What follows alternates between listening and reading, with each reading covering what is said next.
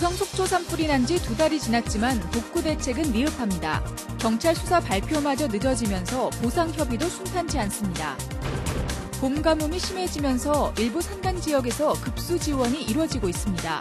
농업 용수도 부족해 영농철 농가의 어려움이 커지고 있습니다. 속초시가 물 부족 현상을 해결하기 위해 쌍천 제2지하댐과 관정을 설치할 계획입니다. 인근 지역 농민들이 지하수 감소를 우려하고 있습니다. 동해안 해수욕장 90여 곳이 다음 달 5일부터 순차적으로 개장해 8월 중순 이후까지 운영될 예정입니다. 시청자 여러분 안녕하십니까? 뉴스데스크 강원입니다. 속초 고성 지역에서 산불이 발생한 지 오늘로 2달째입니다. 이재민의 주거 대책만 속도를 내고 있을 뿐 중소상공인 대책과 산림 복구는 미흡합니다. 김영호 기자가 보도합니다. 이재민 1,100여 명과 1,000억 원의 재산 피해를 본 속초 고성 산불. 중소상공인 피해액은 아직까지도 산정하기 어렵습니다. 주택 이재민들은 이달부터 임시 조립식 주택과 임대 아파트에 본격적으로 입주하고 있습니다. 고성 지역은 피해 보상을 위한 손해 사정 조사를 곧 시작합니다. 저희가 11일부터 조사하는 것은 물적 피해만 지금 대상으로 저희는 한전한테 의뢰받기를 그렇게 받았습니다. 산림 복구는 사유림에 대한 산주 동의 절차가 쉽지 않고 정부의 벌채 예산 확보도 늦어져 지지부진합니다. 이렇게 불에 탄 나무들은 일부 응급 조치만 이루어졌을 뿐 본격적인 벌채 작업은 진행되지 못하고 있습니다. 주택 피해자들에게는 성금과 생활 안정자금 등 최대 4천여만 원이 지급됐습니다. 답답한 건 중소상공인 피해 대책입니다. 업체별로 긴급 경영 안정자금 대출이 이루어졌지만 융자금이라 그리 달갑지 않습니다. 피해액 산정을 위한 한전과의 협의는 이견을 좁히지 못하고 있고 성금 배분도 규정이 없다며 지연되고 있습니다. 철거도 못하고 단돈 1원도 못 받고 이러다 보니까 저희 중소상공인들이 특히 소상공인들은 어디 갈 데가 없어요. 한전의 산불 피해 책임을 규명하기 위한 경찰 수사는 2달이 되도록 결과가 나오지 않고 있어 배상 협의는 시작조차 못하고 있습니다. MBC 뉴스 김영호입니다. 5월 한 달 동안 영동 지역 강수량이 5.1mm에 불과할 정도로 건조한 날씨가 이어지고 있습니다. 일부 간이상 수도는 수온이 고갈되고 농업용수도 부족해 가뭄 피해가 커질 것으로 우려되고 있습니다. 이용철 기자가 보도합니다. 급수차가 간이상수도 급수지에 하루에 2번씩 식수를 공급하고 있습니다. 가뭄으로 식수원인 계곡물이 말라 바닥을 드러냈습니다. 먹을 물도 부족해 제한급수에 들어갔습니다. 2km 상류 지역에 급수지를 만들어서 사용을 하고 있는데 그 지역이 현재 마른 상태이기 때문에 물 유입량이 지금 없습니다. 산간 지역을 중심으로 강릉시와 소방서의 급수 지원 마을이 늘고 있습니다. 현재는 여기 지금 목계리만 이제 한 2번 정도, 2회 정도 실시하고 있고 또 한 며칠 전에는 저기 세제마을이라는 곳에서 이제 한 곳 정도 이제 급수 지원했습니다. 바짝 마른 감자밭에 스프링클러가 쉴 새 없이 물을 뿜어대고 있습니다. 지난달 중순부터 아침 저녁으로 하루에 2번씩 물을 주며 비가 오기만을 기다리고 있습니다. 보통 6월달 지나야지 가무는데 금년에는 버릇이 5월달부터 이래 하면 이 물 주는 지가 한 20일 돼. 가뭄이 길어지면서 일부 논에도 물이 부족해 양수기로 물을 퍼올리고 있습니다. 높은 곳은 대기가 힘들어서 부분적으로 막아놓고 작은 논단위처럼 막아놓고 양수기를 좀 푸는 거예요. 지난달 영동 지역에는 단 3일만 비가 오면서 강수량은 5.1mm로 관측 이후 가장 적었습니다. 이곳은 오봉댐 상류입니다. 건조한 날씨가 계속되고 강수량이 급감하면서 바닥이 그대로 드러났습니다. 농어촌 공사는 농업용수 공급을 하루 6만 5천 톤으로 28% 줄였습니다. 영동 지역 저수지 가운데 고성 송강은 저수율이 19.8%를 기록하는 등 50% 미만이 늘어나고 있습니다.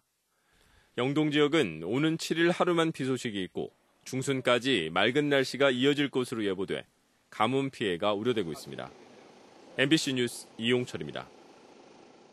올해 강원 동해안 해수욕장은 7월 5일부터 순차적으로 개장합니다.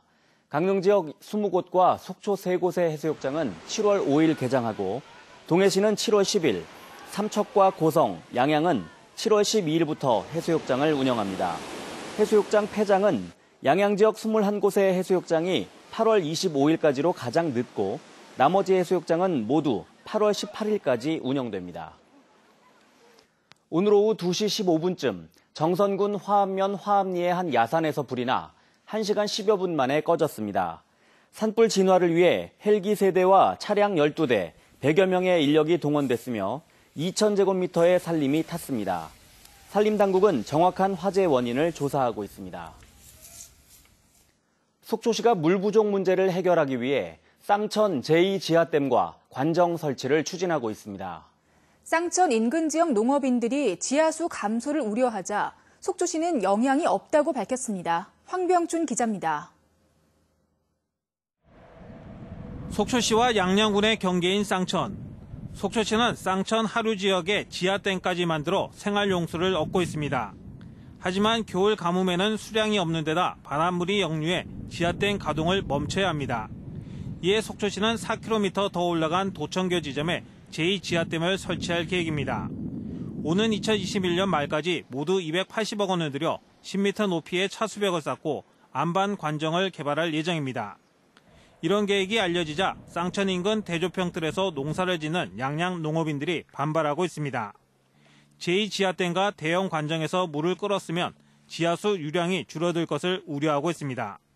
큰 산에 눈이 없다 보면 이제 물이라는 게 이제 위에서 밑으로 흘러야 되는데 큰 물이 없다 보면 농사 짓는 사람이 농사를 질 수가 없잖아요. 양양 지역 농업인들과 협의 없이 사업이 추진되는 것에도 불만이 많습니다.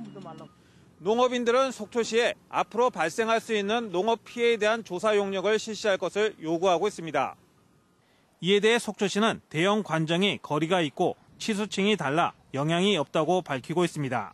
하천수 이용하는 것도 그대로 흘러가기 때문에 문제가 없고요. 관정 부분도 심층 지하수하고 충적 관정하고 이 지하수 층이 틀리기 때문에 관정 이용하는 데도 문제가 없고요. 한편 양양군은 대조평에 설치된 관정 11곳의 치수량을 모니터링해 지하댐 건설 이후 법정 다툼 등에 대비하기로 했습니다. MBC 뉴스 황병춘입니다. 지적장애나 자폐장애를 가진 발달장애인들은 학교 과정을 마치면 대부분 갈 곳이 없어 집에만 머무는 게 현실입니다. 이런 성인 발달장애인의 낮 시간 활동을 돕는 주간 활동 서비스가 도내에서 처음 시작돼 호응을 얻고 있습니다. 황구선 기자입니다. 성인 남녀 8명이 옹기종기 모인 교실. 하얀색 도화지에 손을 따라 그림을 그리고 마음을 모아 색칠해 봅니다.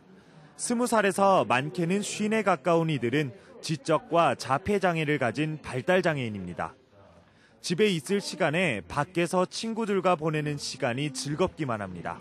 언니 오빠들하고 가서 놀아서 재밌고 친구들이 많고 둥글게 앉아 함께 춤추며 웃는 율동 시간에는 근력도 기를 수 있습니다.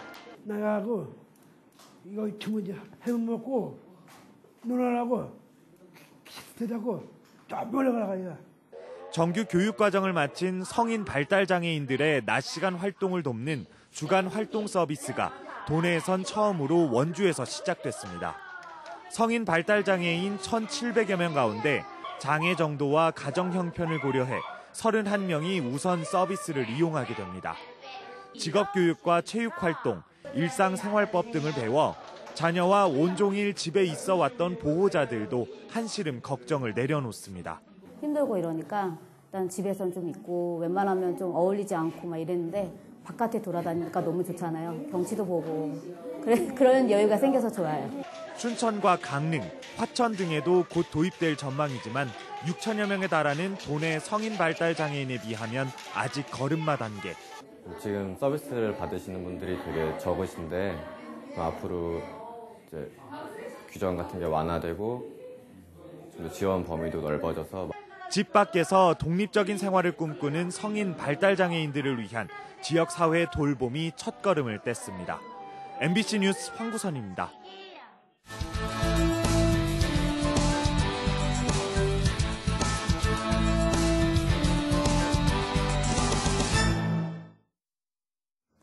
도내 일부 시군이 제2혁신도시를 유치하겠다고 공언한 가운데 강원도가 이와 관련한 연구 용역을 실시할 것으로 알려졌습니다. 강원도는 현재 강릉과 춘천, 원주, 평창 등에서 제2혁신도시 유치를 밝히면서 과열 경쟁 양상을 보이자 내년 3월까지 연구 용역을 실시해 이전 공공기관 선별과 발전 전략 등을 마련할 예정입니다. 연구 용역 결과가 나오면 도내 입지 후보 등도 가닥이 잡힐 전망입니다. 그러나 정부는 기존 혁신도시 활성화 방안을 수립하는 것 외에 공공기관 추가 이전 여부를 아직 결정하지 않았다는 입장입니다.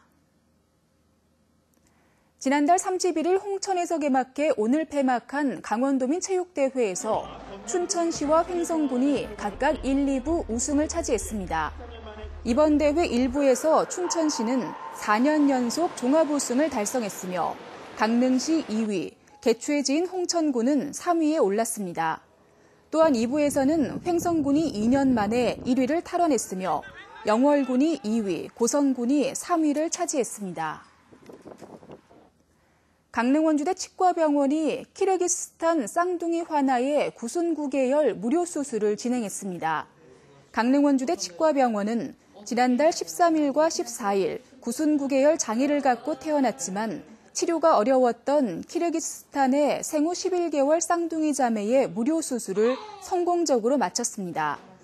강릉원주대 치과병원에서는 지난 2011년부터 현지 수술이 어려운 몽골과 필리핀, 베트남 어린이 환자를 초청해 무료 수술을 지원하고 있습니다. 정선군 고한읍에 있는 정암사 수만호탑의 국보 승격 지정 여부가 이달 말쯤 결정될 전망입니다. 정선군에 따르면 보물 제410호인 수만호탑을 국보로 지정할지 여부를 심사하기 위한 문화재위원회 현장 실사가 오는 17일 열리고 이달 말쯤 심의위원회가 열릴 예정입니다. 부처님의 진신사리를 봉안한 것으로 알려진 수만호탑은 국내에서 유일하게 완전한 모습을 갖춘 고려시대 모전석탑으로 학술적 가치가 높다는 평가를 받고 있습니다. 접경지역 양돈 농가의 아프리카 돼지열병 검사 결과 모두 이상이 없는 것으로 확인됐습니다. 강원도가 지난달 31일과 이달 1일 이틀 동안 접경지역 양돈 농가 118곳에서 돼지 900여 마리의 혈액을 체열해 정밀 검사한 결과 모두 음성으로 확인됐습니다. 강원도는 멧돼지로 인한 아프리카 돼지열병의 전파를 막기 위해 접경지역 양돈 농가에 울타리 설치 작업도 진행하고 있습니다. 삼척 제천 간 동서고속도로의 조기 건설을 위한 시민 포럼이 열렸습니다. 삼척 시민들로 구성된 현안대책위원회는 오늘 강원대 삼척 캠퍼스에서 강원도 현안 사업인 삼척 제천 간 고속도로 건설의 과제와 대응을 주제로 포럼을 열고 조기 건설 필요성을 토론했습니다.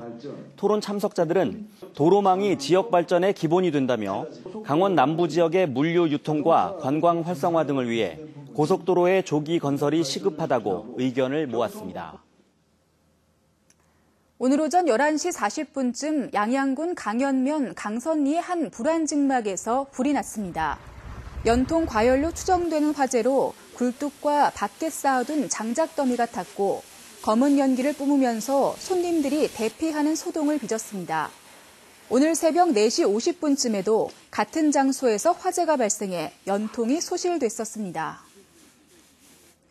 삼척시가 강원랜드 주식 8만 주를 추가로 매입했습니다. 삼척시는 폐광기금 25억 원을 들여 강원도 개발공사가 보유하고 있던 강원랜드 주식 8만 394주를 매입했다고 밝혔습니다.